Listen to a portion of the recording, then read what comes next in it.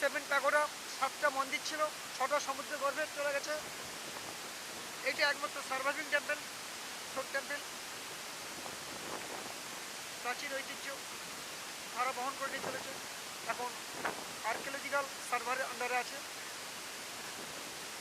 চারদিকে বঙ্গোপসাগর, এই মন্দিরটা, এটাই মহাবলীপুরম বা মহাবলীপুরমের শোক টেম্পল।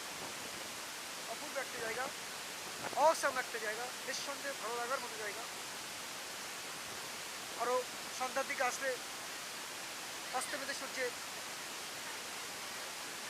তার আভাটা বা এই সমুদ্র গর্ভে সূর্য অস্ত যাওয়াটা উপভোগ করতে পারতাম। জাস্ট একটু আমরা আগে এসেছি, তবে চেন্নাই গিয়ে আমরা সেটা দেখব।